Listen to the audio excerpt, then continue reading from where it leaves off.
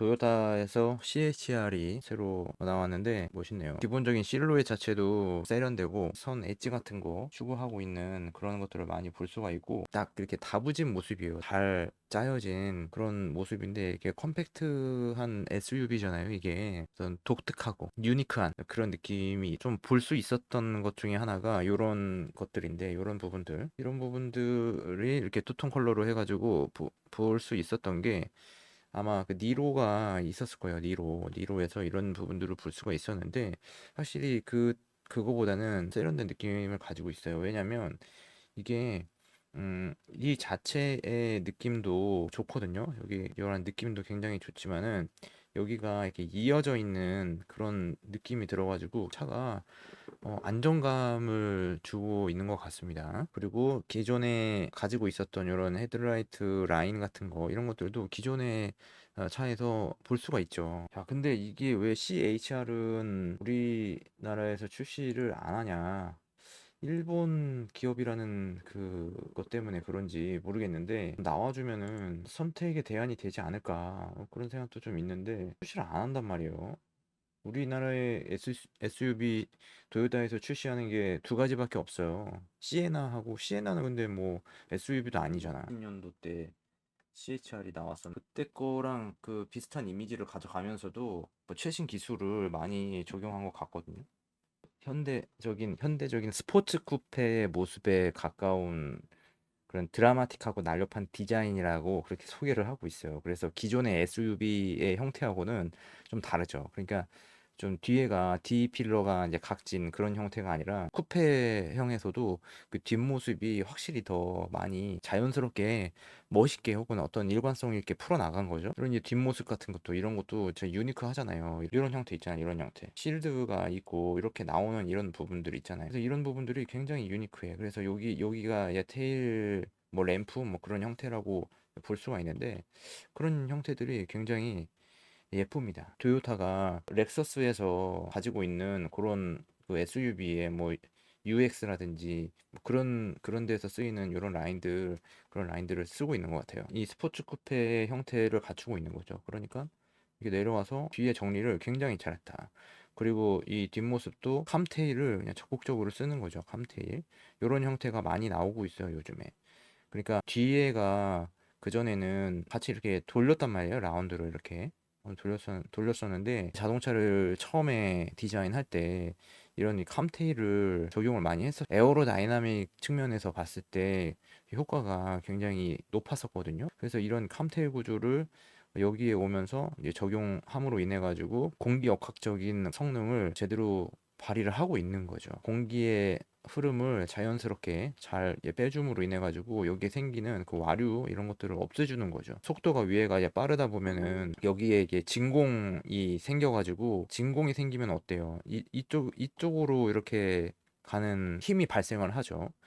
그래서 차는 이쪽으로 나아가려고 하는데 반대편으로 이쪽에 진공이 생기니까 이쪽에 진공이 생기면은 이쪽에서 이렇게 다 들어오려고 할 거 아니에요. 뭔가 압력이 이렇게 형성되는 것을 이렇게 당겨주기 때문에 이 차가 앞으로 더 나아가는데 불리한 조건이었었거든요. 근데 테일 램프 이 자체가 어떤 스포일러의 성격을 갖추게 되는 것 같기도 하고, 스포일러 같은 형태가 여기에 있기도 하지만 여기에서도 한 번 더 공기를 튕겨줌으로 인해 가지고 와류가 생기지 않도록 한데 더불어서 여기에 캄테일을 만들어 가지고 완전히 그냥 공기가 지나가게 이렇게 만들어 버린 거죠. 그러니까 여기에는 공기 역학 적은 해석을 좀 해봐야 알겠지만 뭐 정확히 어떤 형태가 일어나는지는 뭐 지금 뭐 설명으로서는 알 수가 없는 거고 어쨌든 그러한 해석이 분명히 있었을 겁니다. 그래가지고 어떤 이제 범퍼라든지 뭐 그런 형상들이 같이 나온 거니까 아무튼 디자인적으로 굉장히 멋있어요. 되게 뭐 스타일리시한 그런 디자인인데 이게 컴팩트 SUV잖아요. 그래서 우리나라에 들어오면 인기가 많을 것 같다. 그 브랜드를 떠나서 뭐 일본 기업이라는 그 브랜드를 떠나서 요즘에 보니까는 뭐 렉서스가 굉장히 많이 다녀요. 그런 걸 생각해 보면 전혀 거리낄 게 없습니다. 뭐 이렇게 얘기하기는 좀 그런데 특정 브랜드를 좀 별로 안 좋아하고 특정 브랜드를 좀 좋아하고 뭐 그런 좀 그런 게 있어요. 일본 차 도요타는 내가 선택지에 넣지 않았었는데 이 CHR은 한번 사고 싶다. 요번에 2세대가 나오면서 확실하게 야, 이쪽으로 가도 되겠다. 막 그런 생각이 좀 드네요. 그래서 완전히 그 새로워진 건데 이게 하이브리드인데다가 하이브리드가 또 실용적이죠. 전기차는 우리서 요즘 뭐 아우디라든지 BMW라든지 벤츠라든지 이런 차들이 전기차들이 많이 나오고 있는데 근데 이 전기차는 어떤 충전에 대한 뭐 그런 것들도 좀 있고 그래가지고 좀 모르겠어요. 그래서 어차피 석유가 모자라지 않고 그러기 때문에 뭐 이런 하이브리드도 좋은 대안이 될 것 같거든요. 프리우스에서 보는 얼굴을 좀 가지고 있네요. 전면부 이런 부분들 프리우스에서 있잖아요. 이게 패밀리룩을 따르고 있는 것 같아요. 프리우스가 프리우스 이런 부분들이 비슷하잖아요. 지금 이런 부분들 여기 라이트의 형상들 이런 것들이 여기 이렇게 라이트의 형상들 이런 부분들이 이제 비슷한 거죠. 굉장히 그 분리를 잘했어요. 이런 부분 스포티해 보입니다. 차인데 뭐 실제로 보면은 뭐 그렇게 작게 느껴지지는 않겠지만 아무튼 뭐 디자인 굉장히 좋습니다. 이런 라인 넣는 거 이런 것들이 좀 요즘에 유행이에요. 트렌드한 거예요. 왜냐면 이게 뭐 그전에는 이런 찝는 기술이 없었다 뭐 이렇게 볼 수 있는데 금형 기술이 발전하면서 이렇게 엣지를 넣는 이런 것들이 굉장히 어, 기술적으로 발달이 됐기 때문에 이런 것들을 할 수가 있는데 어쨌든 이런 라인을 넣음으로 인해 가지고 어떤 이 차의 어떤 방향성을 일관성 있게 가져가는 그런 모양을 좀 가지고 있거든요. 이렇게 가지고 있고 이런 이제 공통된 이런 요소들이 이렇게 있는 것 같아요. 제가 봤을 때는 이렇게 이런 부분들 그리고 이런 데도 이렇게 넣으려고 했던 이게 일관성 있게 가져가면은 차가 괜찮은 거죠. 그러니까 뭐 여기는 이렇게 갔는데 여기는 뭐 이렇게 꺾는다든지 그러면은 좀 안 맞지 않을까? 뭐 가령 예를 들어 가지고 이렇게 하면은 좀 이상해 보일 것 같다. 그런 이제 방향성을 있게 해가지고 했기 때문에 굉장히 좋은 디자인이 나온 것 같습니다.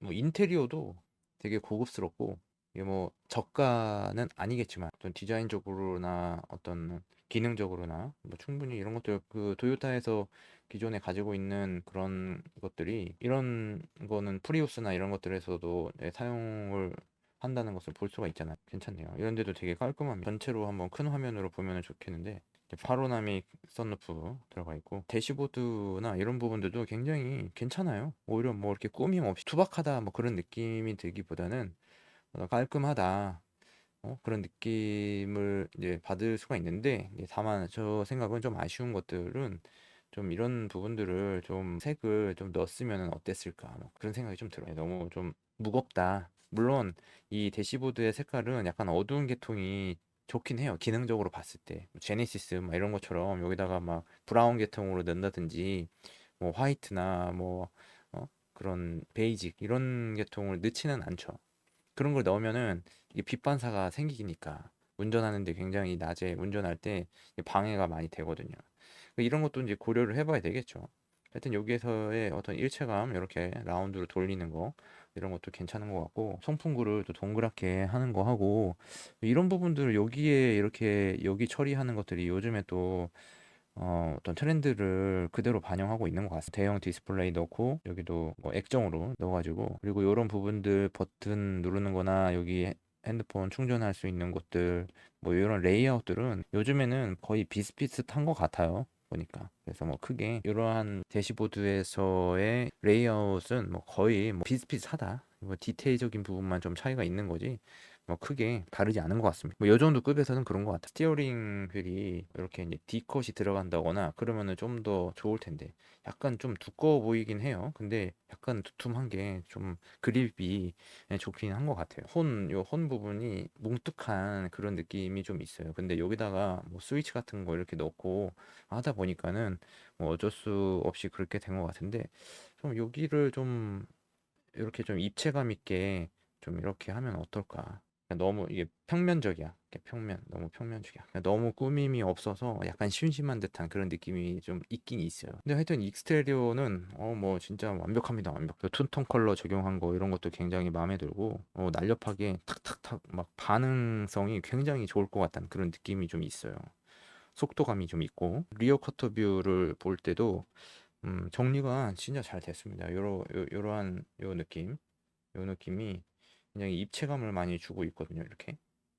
그래서 네, 입체감 여기가 일단 뭔가 이렇게 꺾이는 듯한 그냥 보통 일반적으로 봤을 때 여기가 이렇게 둥그렇잖아요. 특히 그 GV70 같은 거 그런 거 보면은 이 뒤가 동그래가지고 물론 비율적인 면에서는 괜찮아요. 비율적이면 볼록 튀어나오는 듯한 그런 느낌이 있어요. 이렇게 너머로 인해 가지고 살짝 부피감을 이제 줄여주면은 가벼워 보이죠. 스포일러 멋지게 넣었네요. 이런 것들은 굉장히 좋은 것 같아요. 디자인적인 측면에서 어떤 기능적인 측면은 잘 모르겠어요. 그렇지만 어쨌든 디자인적인 측면에서는 굉장히 이 대칭을 이루면서도 뭔가 이러한 이제 분위기 전체적인 분위기하고 이제 맞는 거죠. 이렇게 톡 튀어나오는 부분도 이런 부분들이 일관성이 있다.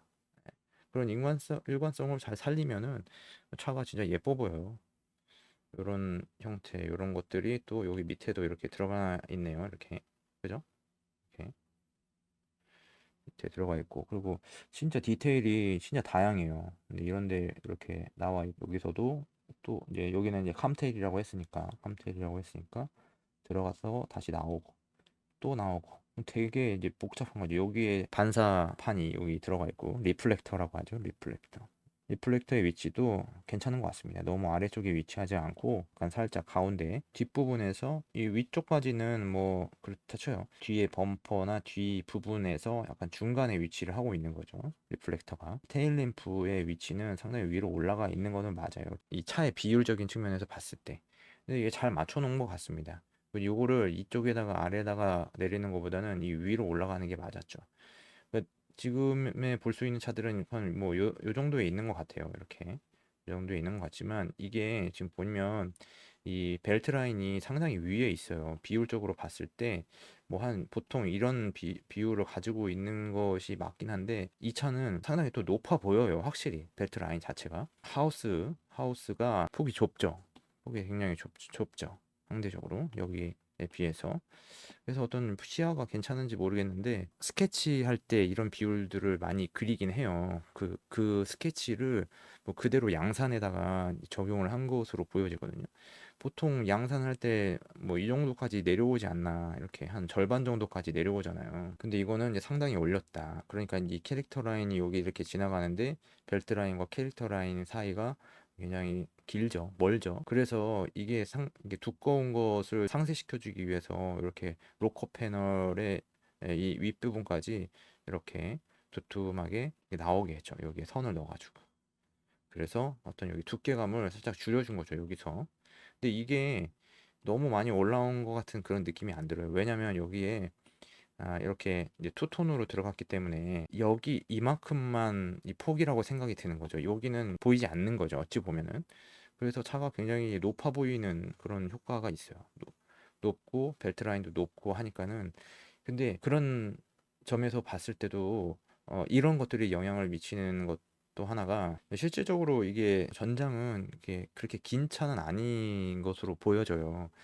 바퀴가 하나, 둘, 뭐 세 개가 세 개, 이게 휠 하우징으로만 봤을 때, 휠 하우징을 봤을 때 뭐 한 요 정도 되는 거거든요. 바퀴 휠 사이즈로 보면은 한 요 정도 세 개가 안 들어가는 것 같아요. 세 개가 안 들어가고 이제 풀 세단인 경우에 뭐 세 개에서 세 개 반의 반 정도 이렇게 들어가는 건데 하여튼 그런 점으로 봤을 때 휠 베이스가 그렇게 길게 보이진 않아요. 이게 실제로 휠이 몇 인치인지 나와야 그 재원을 알겠지만 이게 애초에 나왔을 때도 그렇게 큰 차는 아니었거든요. 그런 점에서 봤을 때 이 프론트 오버행과 리어 오버행의 이 거리가 비교적 짧은 편이잖아요. 그래서 차가 이게 다부진 그런 모습을 볼 수 있어요. 그러니까 여기는 이렇게 벨트 라인이 높고 벨트 라인에 맞췄죠. 여기 또 테일 램프를 맞추고 비율은 굉장히 괜찮아 보입니다. 여기에 사이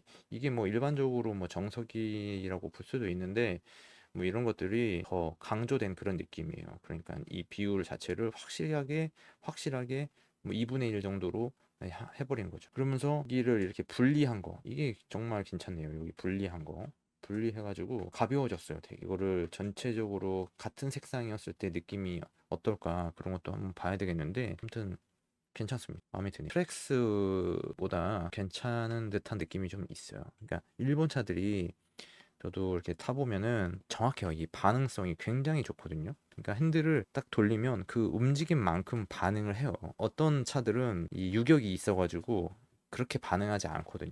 근데 일본 차들은 그런 점에서 굉장히 좋은 것 같아요. 아무튼 우리나라에 들어오면 타보고 싶은 그런 생각이 듭니다.